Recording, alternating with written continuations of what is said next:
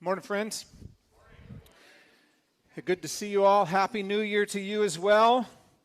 Hopefully you've had a good kind of season, holiday season, all of that. This is kind of the end of it.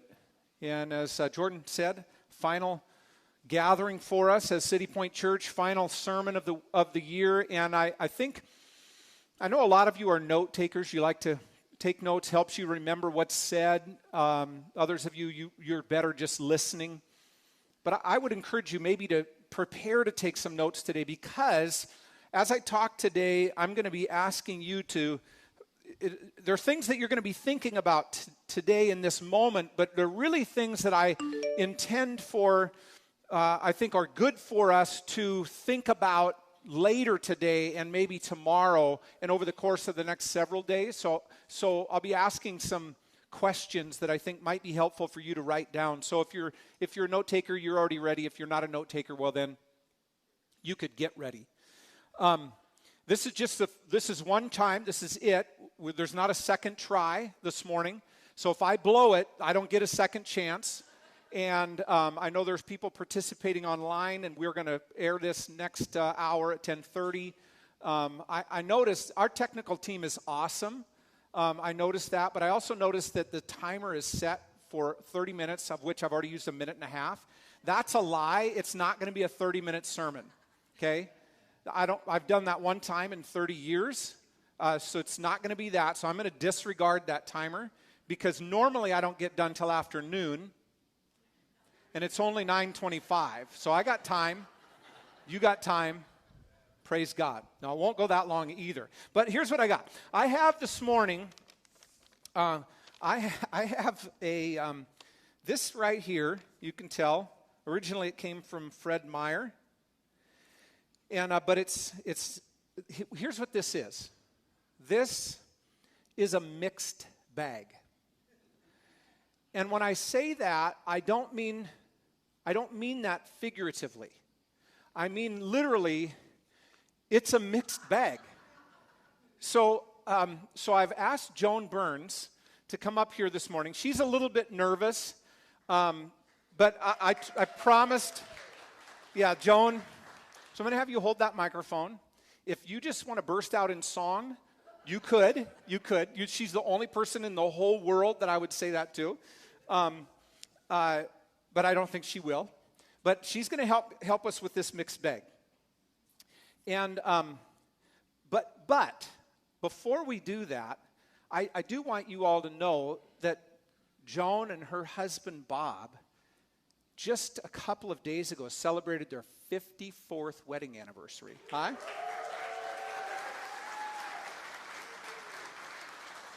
Congratulations on that. Thank you for showing us how to do it well. Yes, and I'm only 60. That's right.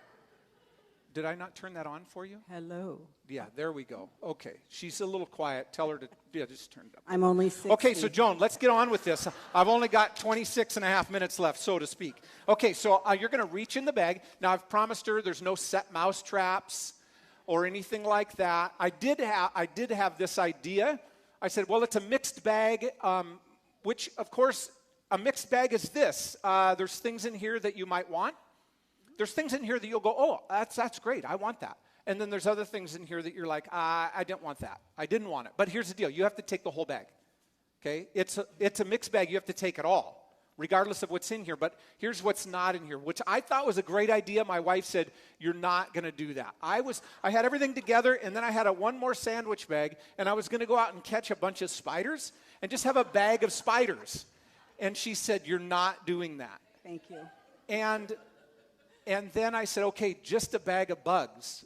And that was overheard in the office. And again, I was told that's not a good idea. So there's no spiders, there's no bugs, there's nothing that's going to bite you or scare you. Okay, I wouldn't do that. I wouldn't do that to you, Joan. Right. A couple of these other people, I would definitely do that to, but not to you, Joan. Okay, so just reach in, and what do you got? First thing, just reach in and grab it. Oh, okay. Oh. Yeah. That's a handle from a coffee mug that's now broken. Okay. Yeah, that's not going to do. That's a mixed bag, not something that you care so much about. All right? Oh, yeah. Those are donut holes from December 17th. Okay. I confiscated those. Yeah, if you believe in expiration dates, you're a wimp. That's right. Keep going. In our mixed bag, what do we got? I like that. Okay. Okay. That I don't think I wrote on that, but that's a Starbucks card that's got $10 on it. Ooh, Yeah. $10 So you can Starbucks. take Bob out, and you guys can both get Frappuccinos, and you will only owe Starbucks $4 at that point. That's right. Okay, I'll hold on to that for you. Okay. Keep going. Mixed bag. It's a mixed bag. That's It's a single sock. it's a single sock. It is used, I can but it's tell. been washed. Yeah, it's got, yeah, that's nice. Yeah, it's not mine, by the way. Yeah. What else do we got? Oh, how about that? Shirt. That is so 2023. Yeah, like it, see though. it through. Now that I don't know if we have other sizes, but you're probably not an extra large. But No. whatever, it's a mixed bag. Okay, I could drape that over I could mine. sleep in it. There you go. All right, what else do we got? Oh, Oh, spearmint gum. a pack of gum. Yeah. So there's Yeah. some useful things in here. Naturally flavored, sugar-free. So that would be a good Very one. smart. Very smart. So that's yours, Joan. You get to keep that All of mixed those bag, things. and you have to keep it, right? So someday I'll visit your house, and I'll be looking for that coffee mug handle. I'll be looking for the other sock. That's right. Thank you, Joan. Give her a hand, everybody.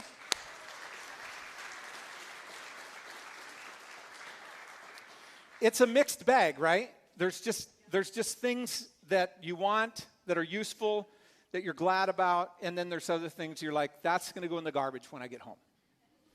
And we wish that we could do that with the year 2023, right? It's probably this for every single one of us. It's a mixed bag. There's things that happened that we experienced or whatever in this last year, and we go, man, I'm really glad for that. Praise God, that's wonderful. And then there's other things that we just think, you kidding me? Do we have to do that? Or how about, do we have to do that again? Seriously? And we'd like to just be able to say, well, let's just take the things that we liked, and then if we could just dump the things that we don't like, right? But it's kind of life, right? It's a year. This is December 31st. It is the final year of the year 2023. And for most of us, it's been a mixed bag. And whatever it's been, it's what it is, right? And in some ways, maybe we have some sort of control over it, and in other ways, we don't have any control over it. And we just have to take it for what it is. But regardless of whether it's been a great year or whether it's not been a great year, here's the thing, friends. It's over. The year 2023 is over. And tomorrow starts a new year. And we could say, well, it's just another day. It's Monday. It's, whatever. But it really is a moment for us. We really do have a moment to do some reflection, do some work, and set ourselves up for the future.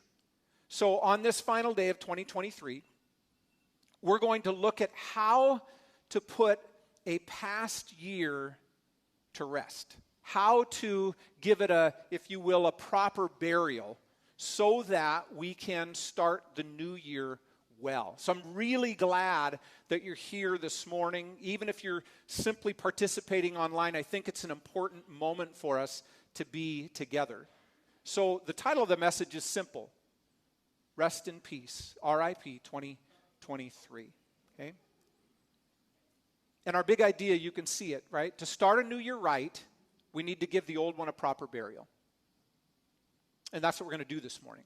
We're going to follow here's a couple of literary devices that have been collided. We're going to follow the acronym R.I.P., which usually stands for rest in peace, but we're going to turn it into an acrostic. Have you ever done that before? Hey, it's a brand new experience for you. An acronym turned into an acrostic. Rest in peace. We're going to be in the Proverbs because the Proverbs are powerful principles for life that if we apply them, it's really a smart move on our part. So let's go through this. Our outline, those of you that have the notes in front of you, you can see we're going to follow this R.I.P. And this beginning of this, in order to give the past year a proper burial and start the new one well, the first thing we need to do is to reflect on the past. Now, as I said, we're going to be in the Proverbs, and Proverbs 14:8 is this first life principle, and it's given to us in contrast. The first part is the positive part. The second part is the part that you want to avoid. It says this: the wisdom of the prudent is to discern his way, but the folly of fools is deception, or is deceiving. Okay? So let's take a look at this. The wisdom of the prudent is to discern his way. One of the characteristics of the wise. Right? This is what we're given. We could say it like this: one of the practices that one put in place makes a person wise, or shows that they are wise, is that they take time to consider, if you will, the road that they're on, to discern his or her way, and to think about where that road is leading them to. We can't not be going somewhere as human beings. I know it's a double negative, and we're supposed to mostly avoid that, but sometimes it's the only way to say something. As human beings, we can't not be going somewhere. We're always heading somewhere.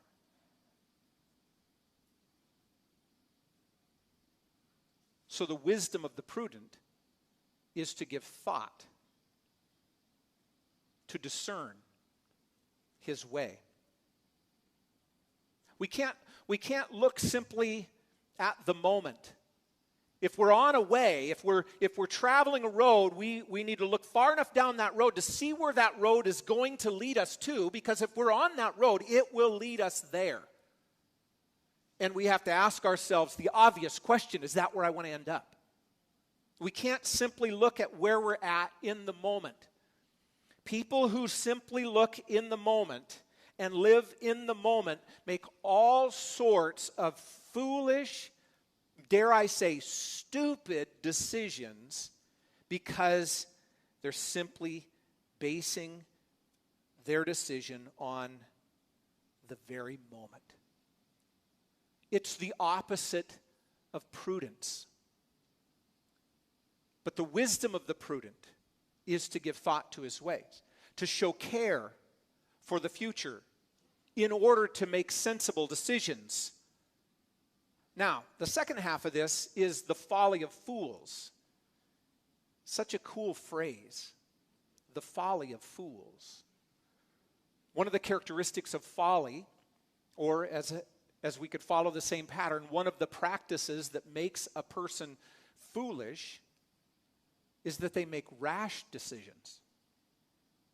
And then they think that they're not going to have negative consequences. Somehow they're going to be able to avoid those things. That's the deception of it, right? The folly of fools is deceiving.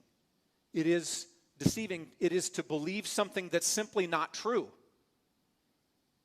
If you live in the moment and you don't look far enough down the road to make decisions that will help you navigate the way that you're on, you're not exercising discernment, you're not practicing the wisdom of the prudent. If you're not doing those things, you're making decisions in the moment, you're practicing folly, and that folly is going to deceive you. You will believe something that is not true, and then you'll get the consequences of it and wonder, how did this happen? Dear friend, it's not a mystery. We've got to reflect on the past here. So to be wise rather than foolish, to put this year to rest properly, there's two things that we need to do. First, we need to think about where we've been. Reflect on the past. Think about this past year. Think about where you've been. Think about it in this way. What went well? Again, it's likely been a mixed bag, some of which we were in control of, some of which we had no control of. But of those things that we have some sort of control over, what went well? And we'd want to ask the next obvious question. Why did it go well? See, that's where I say, if you're a note taker, I think it's smart for you to do that, because that's something to think about beyond this moment. That's something to sit down this afternoon or tomorrow morning and just take some time and go, what went well in 2023 and why did it go well? The other question would be also obvious. What didn't go well? And why didn't it go well? Where have I been this past year? The second thing, we talk about doing two things. So the first one is we think about where we've been. The second thing is to consider where the road we're on is leading us to. We should discern our way. Where do I want to go in life? This is a great question for us. This isn't a question simply for the teenagers. This is for all of us. Regardless of the season of life that we're in. Every season has its opportunities, its setbacks, etc. Where do I want to go in life? Since we're not supposed to be aimless, and we're definitely not supposed to dawdle our way through, where do I want to go in life? The road that I'm on, where is it leading me? Will this road lead me to where I want to go in life? If so, great. You've discerned your way. If not, then we'll probably have some decisions to make in order to put this year to rest and set ourselves up for a new year properly. Right? We've got to reflect on the past. We don't want to allow this last year's either the successes or the failures of this last year. We don't want to allow them to keep us from success in 2024. And it's easy to see that with regard to the failure side of things. We're like, okay, if there's things that I've done that didn't go well, I simply did not succeed in them. I failed, to use a real strong term. I failed in those. Have I made adjustments? Did I learn anything from it? And I want to give that its proper burial. But then there's the other side of that, where you've probably seen this as well, where sometimes it's our successes in one season of life that keep us from success in the future because we've camped somewhere in the past. And that becomes like this weird anchor for us. It's not just something like, hey, that was a great accomplishment. Now I know I have the wherewithal, the grit, the stamina, or whatever to succeed in the future. That's just like where I camp. It's called URS. It's actually a syndrome. I know everything's a syndrome these days, but it's actually a syndrome, friends, where we allow the things of our past, they're like our glory days. And we revisit them to the extent that we never move on in life. URS. That stands for Uncle Rico syndrome. Enough of you got that. If you haven't seen Napoleon Dynamite in the last roughly 25 years since it's been out, you've saved yourself 90 minutes. If you have seen it, you know Uncle Rico. And he likely could not throw that football over those mountains, just so you know. So we got to reflect on the past, right? You got to take that down. We can only look at that so long. Where we've been. The road we're on, is it leading us to where we want to go, right? We're reflecting on the past. We need to be prudent and discern our way. The second thing, the I, is to identify where we ought to improve. Identify where you ought to improve. Here we are again in Proverbs 4:26 and 27. It says, ponder the path of your feet. We get this theme from the Proverbs. We're supposed to be thinking people. We're supposed to take time and think, not just run through life, but to pause, to think about things. Ponder the path of your life, then all your ways will be sure. Do not swerve to the right or to the left. Turn your foot away from evil. To ponder is to give careful thought to something, to consider something deeply. Now, what you'll notice is, I said identify where you ought to improve. I did not say for us to identify where we want to improve. There's a difference, isn't there? As pondering people, as thinking people, we understand there's a difference between what I ought to do and what I want to do. If you want the identify where you want to improve, you'll have to find that from the latest self-help book. Some of which could be positive. Some of that could be very helpful. But as thinking people, we know that there's a difference. And the reality is, so long as what I want is the same as what I ought, no problem. But herein is the dilemma of being a human being. What we want and what we ought are not always the same. In fact, that's the dilemma of being a human being, isn't it? So we need to identify where we ought to improve. That's a key.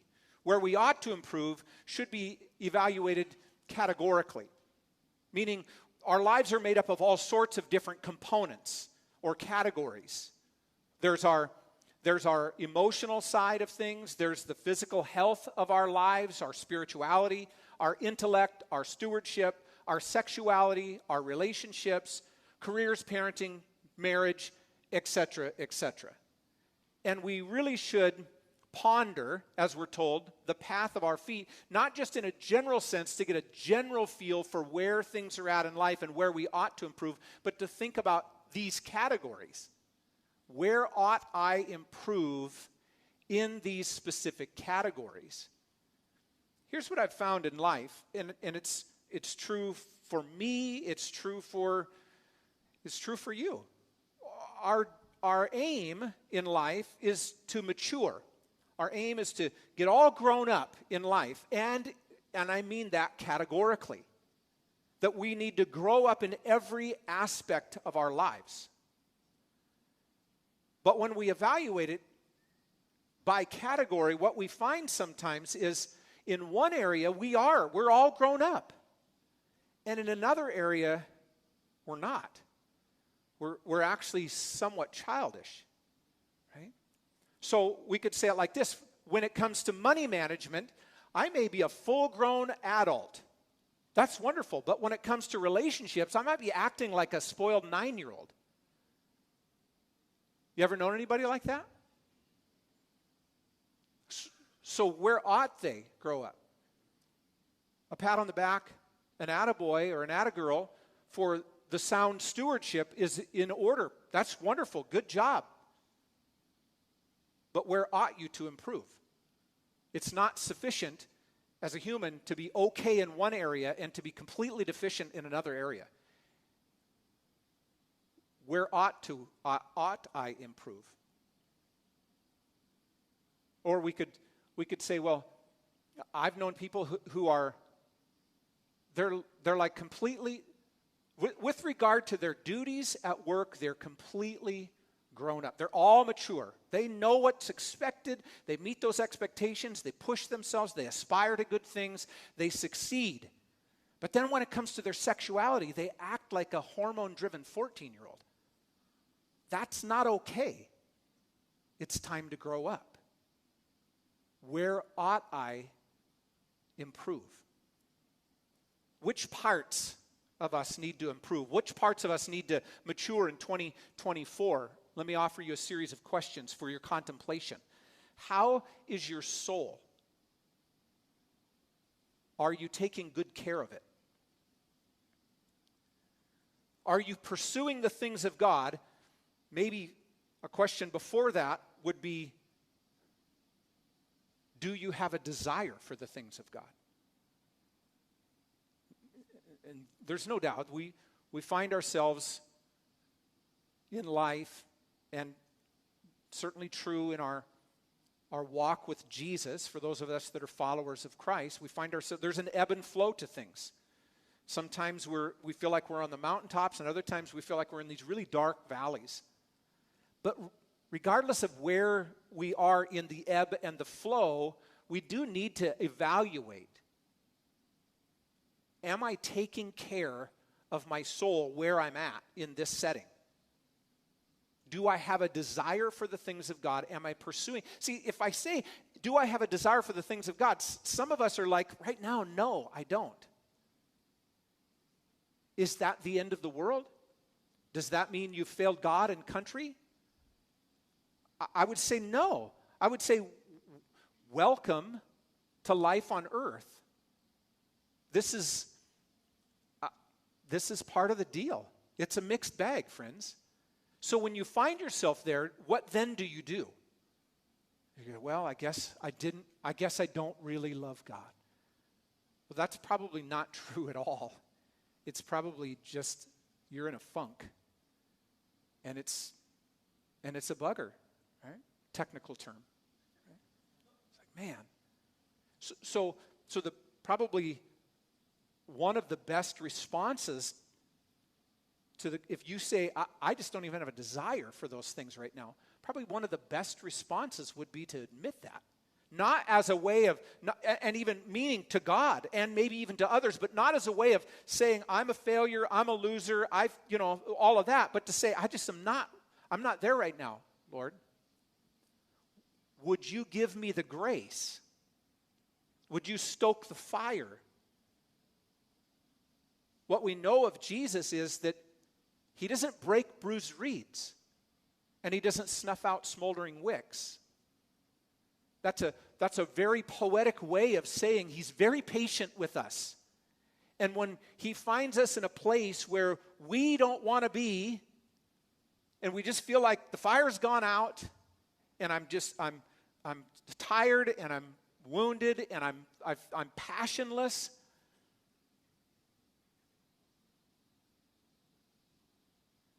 he's very kind to us in those times. We may not be kind to ourselves, and even maybe other people won't be kind to us. But Jesus is. He's very kind to us in times like that. So we need to lean into that and just say, Lord, it's just not there right now. Would you stoke the fire that seems to have gone out? That's a great response when we talk about how is your soul. Are you pursuing the things of God? Are you feeding your soul well? There is a connection between how your soul is and how you're feeding your soul, right? There is a connection there for sure. Are you healing from your wounds? Are you challenging yourself intellectually? Another set of questions here where we ought to improve is, how are your relationships? Are you loving other people in a way that honors God, in a way that reflects your love for God? Are you loving others as a response to your love for God, which is a response to God's love for you? So much to think about. In that regard, how are your relationships? Who do you need to forgive? We talk about putting a past year to rest, giving it a proper burial. It'd sure be a shame to go into a new year having not forgiven somebody.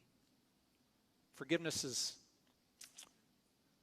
on some things, you're just like, well, okay, I'm just going to forgive. And other things, boy, it doesn't come that easy. But it's worth thinking about, right? Who do I need to forgive?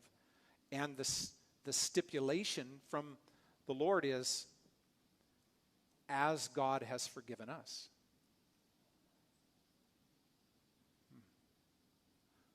Who needs to forgive you? That'd be another question, wouldn't it? If you're married, are you cherishing your spouse? My wife is, I am cherishing my spouse, by the way. I love her. 32 and a half years we've been married, which seems crazy. It's not 54, but man, 32 and a half years, right? Jesse and I are besties. And I cherish her. One of her pet peeves, you have pet peeves? Raise your hand if you have pet peeves. One of Jesse's pet peeves is when men who are married, men who hope to someday be married, listen to this. Okay? You have to ask yourself, WWJD. So I ask myself that all the time. What would Jesse do? Okay? That's why Joan didn't get a bag of spiders this morning, because Jesse gave me some counsel. Listen up. But one of her pet peeves is when husbands refer to their wives as the wife. They use the definite article, the wife. There's nothing personal about it. There's nothing affectionate or intimate about it. It's not my wife. It's not that she actually has a name. It's just the wife. And it's not ever said with a whole lot of tender, loving care. It's usually like, well, I guess I'll have to run that by the wife. And then the guys are like, yeah, I guess so. Well, ball and chain. You're like, where's that? I don't, like, okay, maybe that's going to exist somewhere in the world, but I'm pretty sure that's not honoring to God. That's not cherishing your spouse, right? It's a worthy question. Am I cherishing my spouse? And again, we could do the same. We could have the same exercise to go, I'm just not feeling it. Kind of like, do I have a passion for the things of God? If the answer's no, you don't just go, well, then I guess that's it. Since I live by my feelings and I make decisions in the moment, I guess I don't cherish my spouse. I'm not feeling it, so I'm just moving on. Wrong conclusion. That's the wrong conclusion.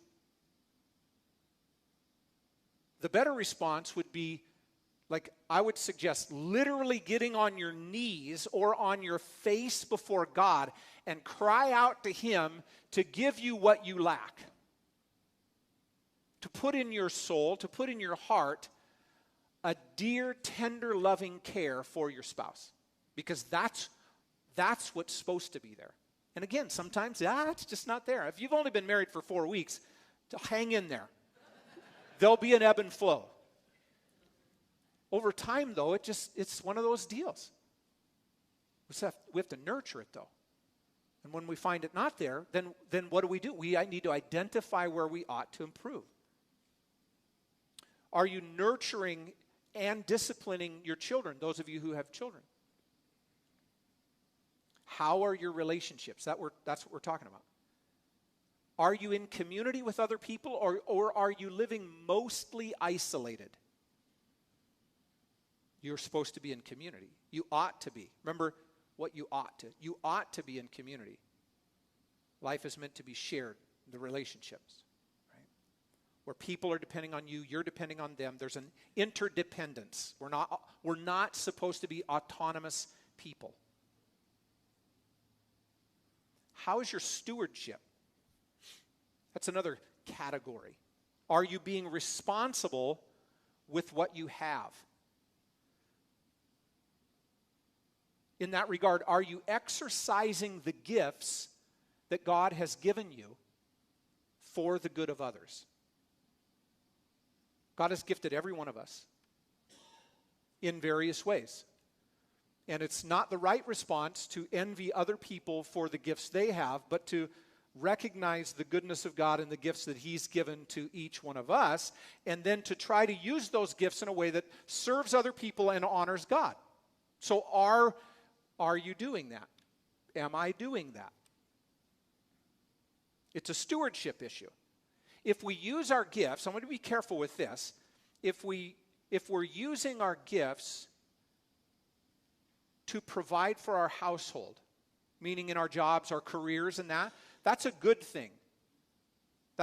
Because you probably have more satisfaction in your work than other people do, because you're utilizing your God-given gifts and your developed talents in that way. And that can be much more rewarding, more satisfying.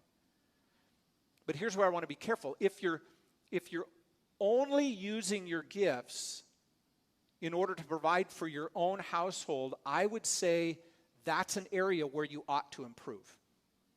You need to find other ways to utilize your gifts, because God did not give them to you only so that you could make a living. Fair enough? Is there a ministry that you ought to start? Yes, you've been praying about it for some time. Well, it didn't happen in 2023 because today's the last day of the whole year, but 2024 starts tomorrow. Is there a ministry that you ought to start? Is there a ministry that you ought to join? Are you honoring God with your money? And I would use the same sort of rationale to say, hey, just like I said, if you're utilizing your gifts only to make a living, you should expand that, because God gave them to you for more than just making ends meet in your household. The same is true of our money. If all of our money simply gets spent on us, meaning whatever I earn, I consume myself, I've missed something. Yes, I should be paying my bills, and they should be paid on time. Yes, I should be planning for the future, and all of those things. But if all of my money only goes to me, I've missed something big in life. I've missed major kingdom principles. And it's a reflection of selfishness more than stewardship. Right? What's, in regards to this stewardship, what's the next step career-wise? Some of you have been contemplating that. Some of you have been thinking about, I need to continue my education.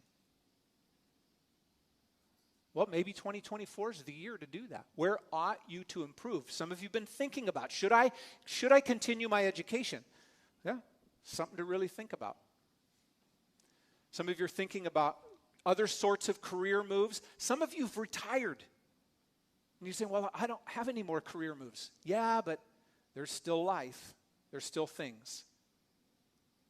Stewardship. It's stewardship, right? I'm not sure that we're actually supposed to work up to the point where we keel over and die.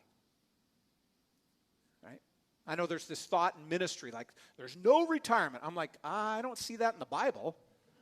Do you know in the Bible, in the temple, they couldn't start serving until they were 25, and then they were forced mandatory retirement at age 50? Now, at this point, at 52 years of age, at this point, I can't even imagine that. But that was the way it was in the temple. So if anybody's trying to find some sort of precedent for retirement in the Bible, well, that would be something. I'm not sure that it's taken prescriptively, but it's certainly described as such. It does exist, but it didn't mean the end of life. It just meant they were no longer working a career. Stewardship. Yeah, stewardship. Some of you are of the age that you would like to retire, but you didn't plan for it over the last 30 or 40 years. And that's a tough thing. And I would never want to say anything that would make that feel even heavier than it already feels. But those of you that are younger, there will be a day when you will want to retire. And what you do right now and over the next 20, 30, or 40 years will set you up to be able to retire when you want to, or to have to keep working because you can't afford not to. We're talking about pondering the path of our feet, friends, as the Proverbs say. How's your stewardship? Last question here is your physical body. How's your physical body? We think the soul questions are really important questions, but then we don't want to talk about the physical body. Friends, those are important questions also. Am I taking care of myself? That's not something to put off day after day or year after year. Am I feeding my body well? Am I exercising at least semi-regularly? Am I resting properly? Is the pace of life that I'm living honoring to God? There's a happy place somewhere in here. We go too far this way, and it's called laziness, and it's never praised in the Bible. Go too far this way, and it's workaholic lifestyle. That is not praised in the Bible either. Somewhere there's a happy place where the pace of life, where we work and we rest. We work and we rest. It's built-in rhythm of life. And if we're not doing that, this is an area where we ought to improve. Whether we want to or not. That wasn't the question. We weren't talking about what we want to do. We're talking about what we ought to do. So we reflect on the past year, and we identify where we ought to improve, and then the P of rest in peace, or R.I.P, is to prepare for success. So Proverbs 16 is where we're at on this one, to prepare for success. And listen to these three verses, Proverbs 16, 1, 2, and 3. It says, the plans of the heart belong to man, but the answer of the tongue is from the Lord. All the ways of a man are pure in his own eyes, but the Lord weighs the spirit. Commit your work to the Lord, and your plans will be established. Well, there's a lot of things that we could say about these three verses that we'll have to leave unsaid this morning. But there's three things that we will say, and it's this. With regard to Proverbs 16, preparing for success, the first thing is this, that God expects you to develop a plan. And I know that's a big, heavy word. I didn't say wishes that you would or want you to. I said the word expects. God actually expects you to develop a plan. The second thing we could say is that God will weigh your plans. And the third thing is that God desires to bless your plans. So let's take each of these in turn. The reason the plans of the heart belong to man is because God expects us to plan. He has made us intelligent, purposeful creatures. So we, as I said before, we can't be passive in life and honor God. We can't be aimless in life and honor God, and we're certainly not supposed to dawdle our way through life. We've got to prepare for success. We've got to have a plan. God expects that.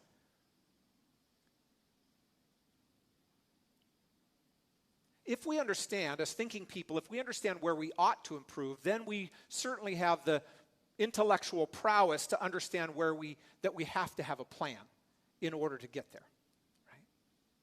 Or we won't likely improve. We've all heard this saying, if you fail to plan, you plan to fail. Now, I know that's a cliche, but it's actually true. And so when I sent this off to the people that build this slide deck, I said, just come up with a funny meme. I have no idea what that is. I'm like, maybe some of you didn't get the Uncle Rico reference. Whatever, yeah, okay, so I still don't know what that means. But evidently that's a funny one. But the truth is this, we are actually expected by God to have a plan. And if we don't have a plan, that's not good. So here's three questions to ask in order to develop a plan. What do I need to start doing? And you could refer back to where you ought to improve on that one. What do I need to start doing? Categorically, think categorically in your life. What do I need to start doing? Is it about your soul, your relationships, your stewardship, your body, your physical health? What do I need to start doing? The follow-up question to that would be, what do I need to stop doing? Let me give you some suggestions on that one. There are things that are in my mind. When I think about things that I need to stop doing, I think about excuses. I need to stop making excuses. I think about complaining. I don't know how many of us are making New Year's resolutions. I've determined to not make any this year. I've resolved to not make one. But if I was going to make one, or a few, it'd probably be these. Stop blaming others. Stop complaining. Stop making excuses. It just doesn't breed anything helpful or positive. Stop doubting God. What do we need to stop doing? What if we said, what do I need to stop doing? What if I need to stop stocking my pantry with processed foods and junk?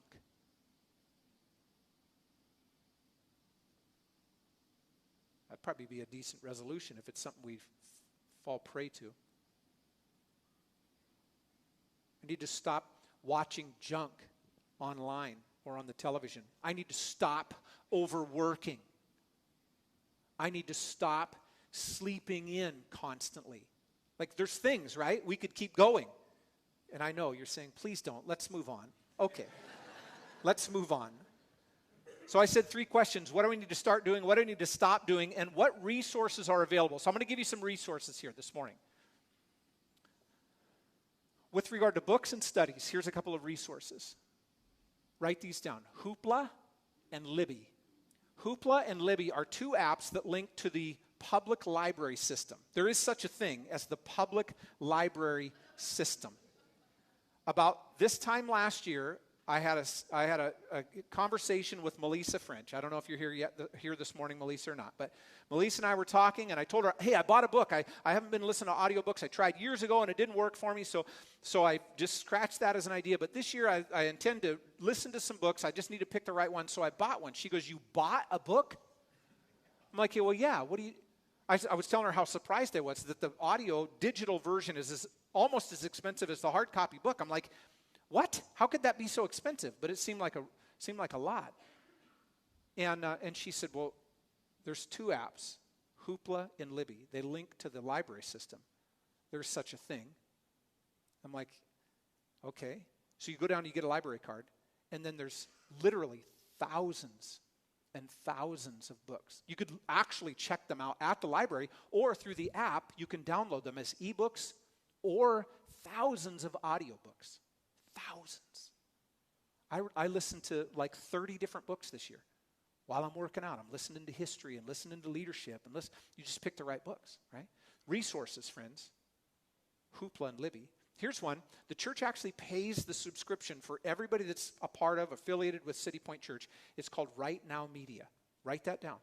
If you don't have an account to Right Now Media, just email somebody at the church office, and we'll give you the sign-in credentials so that you can have that account. There's all sorts of books and studies, lessons. I mean, it's chock full of great resources.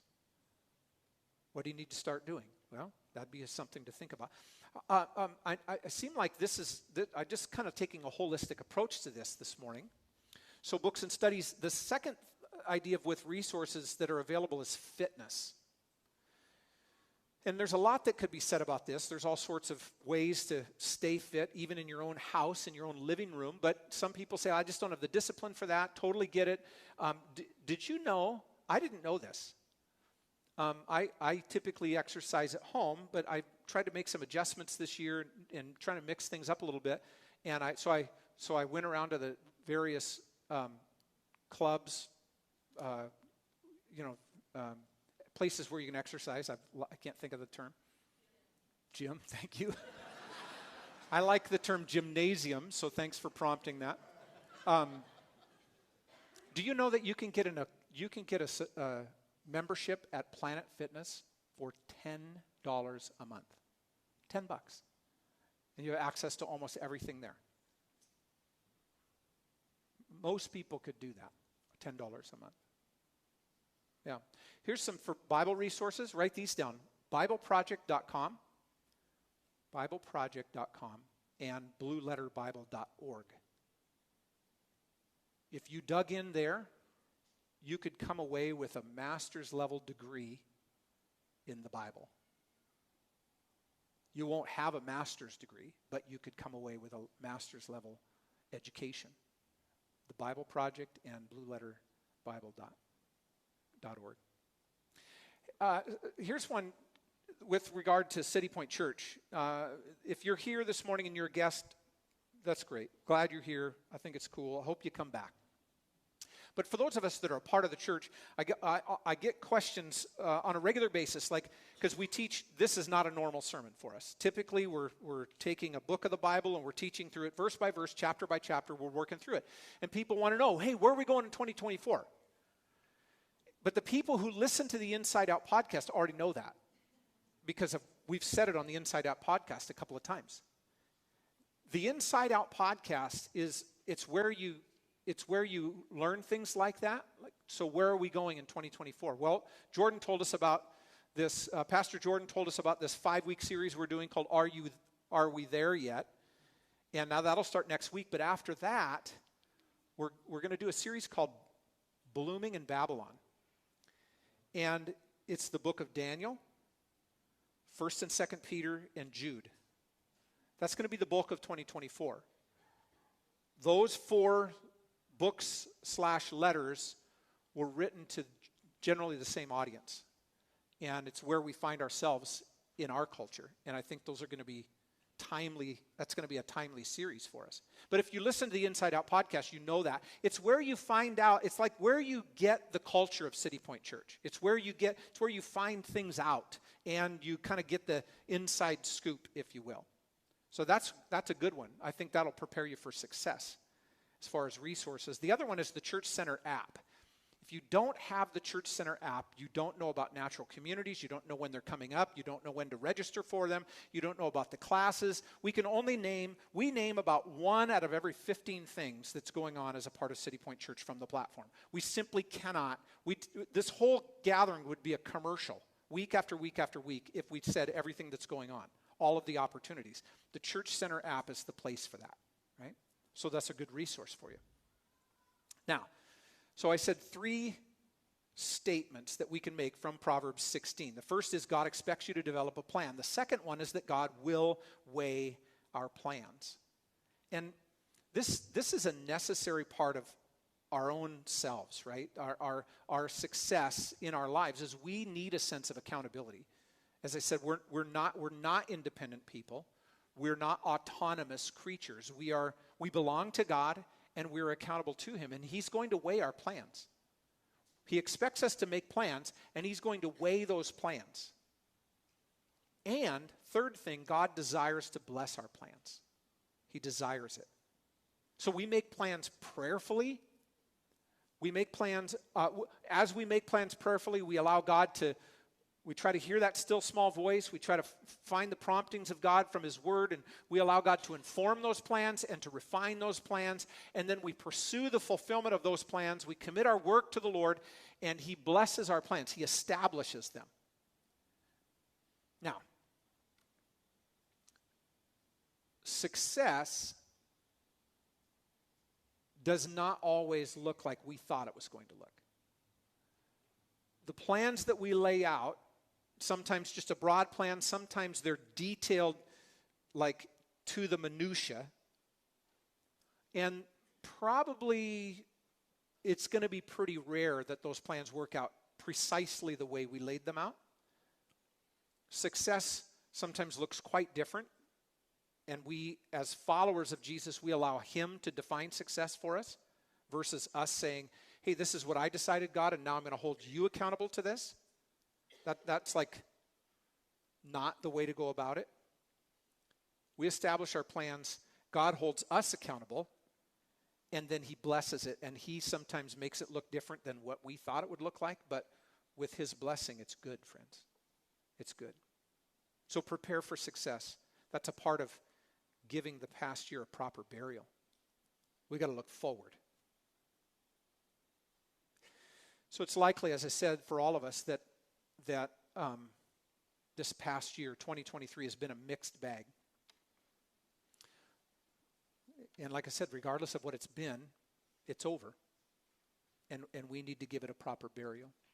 So we have these 3 acts: reflect on the past, investigate or identify where you ought to improve, and then prepare for success. by this, I think we can give the old year a proper burial and we can start the new one right. So let's bow in prayer. And I know we just have the moment here, but as I said, I really encourage you to take some time and reflect on some of these questions over the next several days, prayerfully, and let the Lord, by His Spirit, lead you. I believe He will. But in this moment, I can think of no better place for us to do this work than the communion table. So there should have been a communion cup at your seat when you arrived. If you don't have one, just raise your hand up and one of the ushers will bring you a communion cup. The communion table is a great place for us to think about these things. It's where we can find a proper grave for those things that we need to offload but haven't been able to yet. It's where we find hope and courage to believe God for improvement. It's where we receive forgiveness and clarity and stamina to move towards success. The communion table reflects the power of the gospel, friends. It's where death went to die, and it's where life emerged. So if you're a follower of Jesus this morning, communion's for you. If you're not yet a follower of Jesus, hold steady. This is a distinctly Christian practice. And if you're interested in knowing more about what it means to follow Jesus, then talk to somebody this morning that has a lanyard on. Be glad to talk with you, pray with you. But this moment is distinctly for those who are followers of Jesus.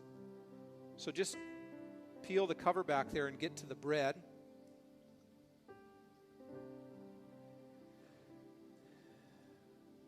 And we remember, friends.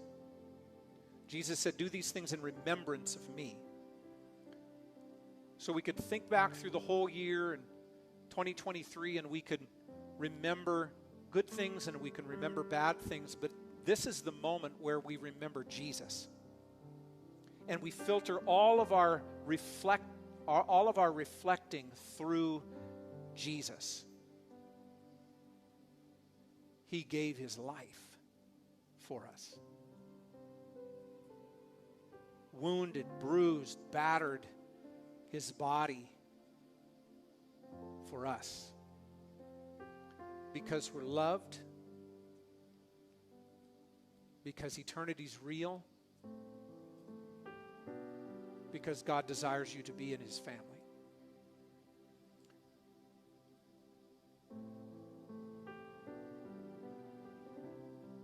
So let's hold this up before the Lord and pray. Our Lord Jesus, you have lived perfectly. You died sacrificially and as a substitute for us. You rose from the dead. You commissioned your people. You ascended into heaven. You sat down at the right hand of the Father. You have poured out your Spirit, and you will come. And in the meantime, you've said, do this in remembrance of me. So, Lord Jesus, today, this final day of this year, we remember you. We remember. As we take the bread, we remember your body, which was broken for us.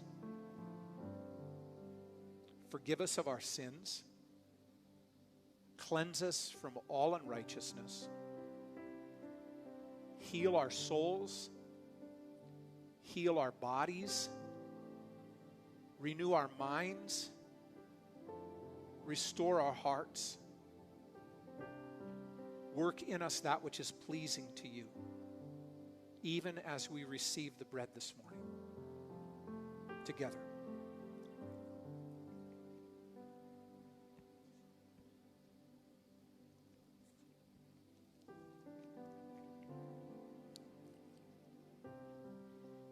And then to the cup. And again, if you would just hold that up before the Lord. We continue in our prayer, Lord. This communion table where we, your people, celebrate your life, your death, and your life.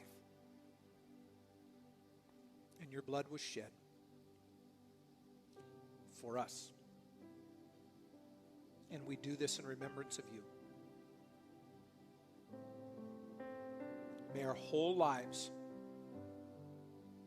reflect your honor and your glory. Help us to put this past year to rest and look face first into this new year,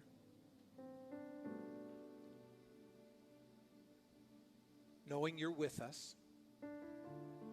Grant us sufficient compassion, courage, faith. Empower us by your Spirit. Be glorified. We love you, Lord Jesus. Together.